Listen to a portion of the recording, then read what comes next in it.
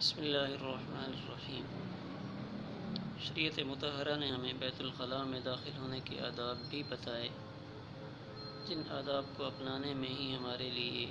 اس دنیاوی زندگی کا سکون ہے۔ بیت الخلاء میں داخل ہوتے ہوئے سب سے پہلے بایاں پاؤں اندر رکھا جائے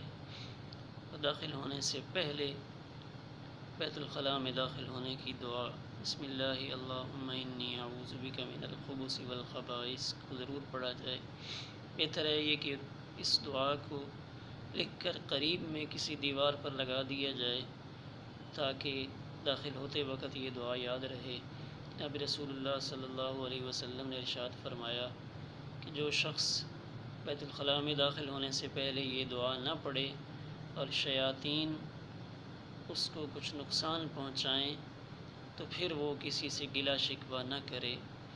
اور تیسری بات کہ بیت الخلاء میں داخل ہوتے وقت اپنے سر کو ڈھانک کر رکھا جائے۔ اور چوتھی چیز، بیت الخلاء میں ننگے پاؤں داخل نہ ہوا جائے، چونکہ اگر کوئی ننگے پاؤں داخل ہوگا تو پھر وہ آلودگی اور گندگی باہر پھیلے گی۔ اور اس سے اگلی بات کہ بیت الخلاء میں داخل ہونے سے پہلے اگر ہمارے ہاتھوں میں کوئی ایسی انگوٹھی ہے جس پر اللہ تعالیٰ کا نام اور جناب رسول اللہ صلی اللہ علیہ وسلم کا مبارک نام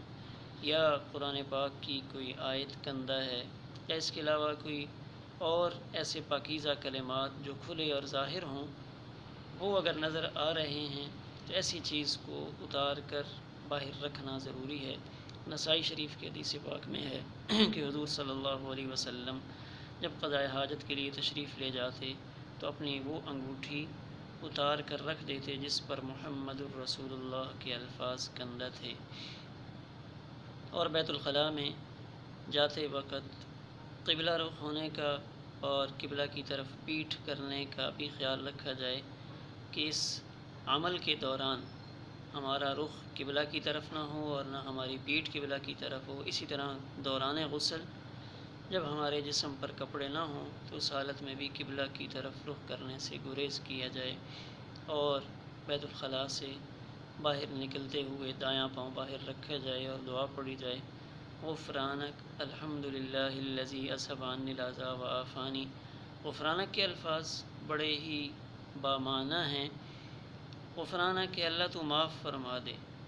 کہ بیت الخلاء کے اندر رہ کر ہم نے کوئی گناہ تو نہیں کیا، لیکن بیت الخلاء میں بیٹھے ہوئے ہمارے جو چند لمحات گزرے وہ اللہ کی یاد اور اللہ کے ذکر کے بغیر گزر گئے، تو ان لمحات پہ جو ہمیں اللہ کی یاد کے بغیر گزارے اس پر باہر نکل کر پہلے غفرانک معافی کے الفاظ کہے جائیں اور پھر اللہ نے ہمارے جسم سے گندگی کو دور کیا، اس پر اللہ کا شکر ادا کیا جائے۔ تو اگر ہم ان آداب کا خیال رکھیں گے تو انشاءاللہ ہماری یہ دنیا کی زندگی پرسکون رہے گی۔